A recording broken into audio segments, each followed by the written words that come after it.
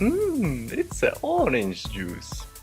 What's up everyone, this is OJ. Today I'll be talking about what me and Ash believe to be one of the strongest cards in the game. I feel like this is like giant poison, except it's not in every single deck because it contains a legendary. I'm able to consistently score 10 to 12 wins with graveyard decks. It's just insane.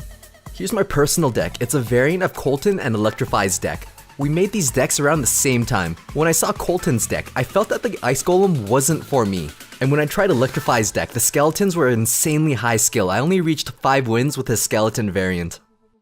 Why is it good? A level 1 graveyard does about 2000 damage to a level 9 tower as it does to a level 13 tower. Since the tower's one-shot skeletons at tournament standard, the level 13 tower isn't more powerful against it. I recommend watching my graveyard video to have a deeper understanding of its mechanics. To summarize the graveyard video, the spell spawns skeletons at a rate of 0.5 seconds. A tower kills a skeleton once per second, so the tower can't keep up. Any sort of unit, even a Mega Minion tanking, can help the skeletons accumulate on the tower. For every arrow, the tower shoots at the Mega Minion. That's every skeleton that isn't going to die. Imagine if you couldn't counter the skeleton army with Zap, it would just destroy the tower really fast. Let's break down the deck usage into individual cards. Since this video is about an entire deck, I won't be going into too much detail about every single interaction of each card. You can use the Fireball anytime you can kill 4 elixir or more. Basically, you can use Fireball when you hit a medium-sized unit and clip their tower for some chip damage. This is a huge win condition. Always use it with a graveyard to take out archers, minions, minion horde, or even barbarians. If you recognize a pattern where they always counter your graveyard with barbarians, you can use this to your advantage. This is the first time I'll precast the Fireball. This gamble can ensure your graveyard does thousands of damage to the tower, and they're now down barbarians. If you want to use something else other than Fireball, Freeze is really fun to use. It's good to freeze any graveyard counters like archers or minions. This can potentially deal more damage than a Fireball, since it also shuts down the tower from killing skeletons. The drawback is that you now have to worry about a huge counterattack and you're down 4 elixir. Be sure to be at an elixir advantage when using this spell, or when you have counters to units you froze. In my deck, I usually only use Inferno against giants, golems, or bowlers. If there's a giant bowler, I'll do a 4-2 plant. It's usually not that easy though, they always have a zap, and that's why I always have a Mega Minion to take out the bowler. The Inferno Tower is critical in this deck because it allows you to pressure the other lane for negative elixir trades. When I see a Golem, I'll go all out and pressure the other lane with Graveyard because I'm confident by the time the Golem reaches my side of the map, I can just do a 4-3 plant for a positive elixir trade. Lane pressure and elixir management is extremely important. By pressuring them, you're denying them the privilege of being able to support units behind that Golem. The bowler plays a big role in this deck. He denies skeleton army, furnace, archers, hogs, essentially all of the small ground units. Then he translates into a counterattack, and it doesn't matter if they have buildings to counter him. For every arrow he's tanking, a new skeleton isn't being killed by that arena tower. If I can afford damage in my arena tower, I'll always use the bowler to counter a hog. It does cost 1 elixir more than the hog, and the hog does manage to hit the tower once, but this translates into a deadly counterattack. I'll have enough for graveyard plus fireball once he reaches the other side.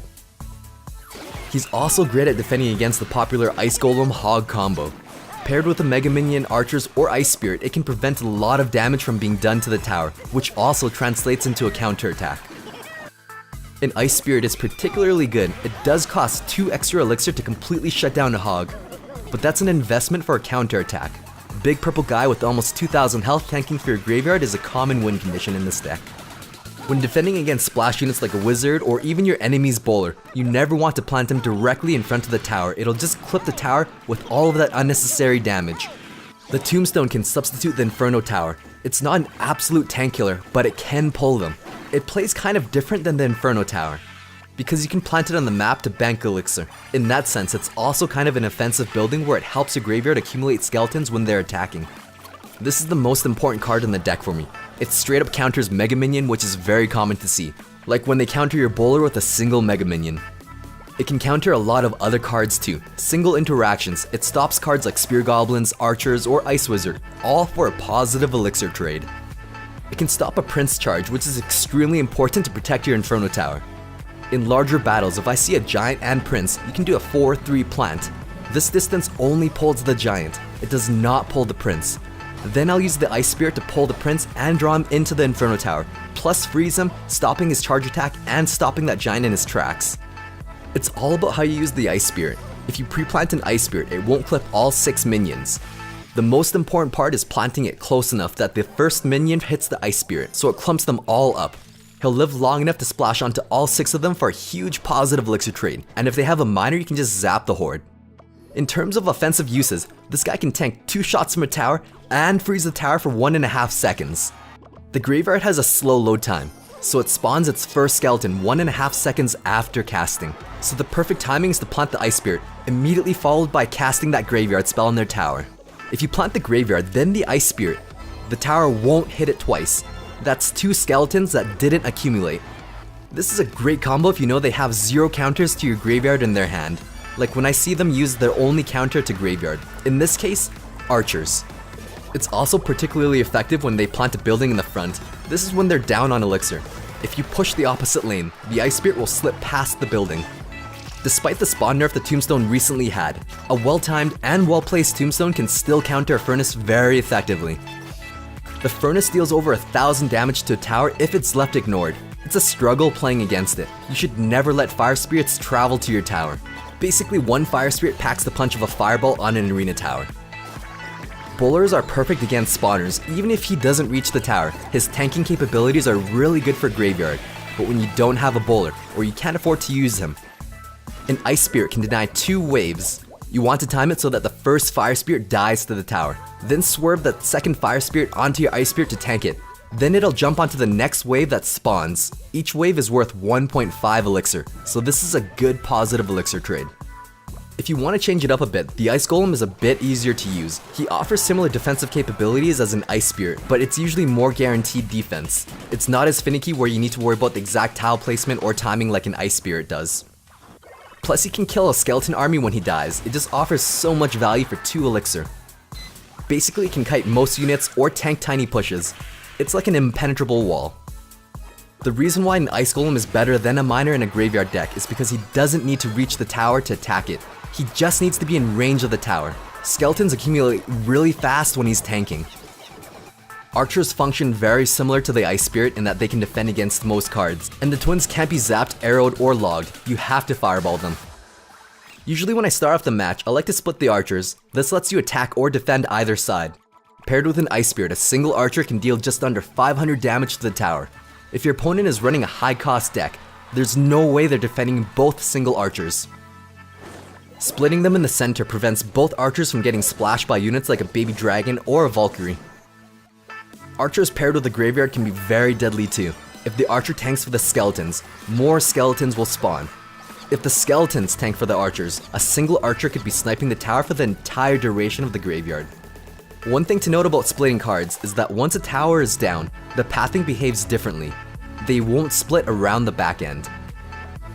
This is the area you have to plant them in if you want them to split. Any of these tiles will work in splitting the archers. With the recent balance changes, the Mega Minion still functions the same. It can counter most units like a Bowler or Valkyrie, and it still one-shots archers.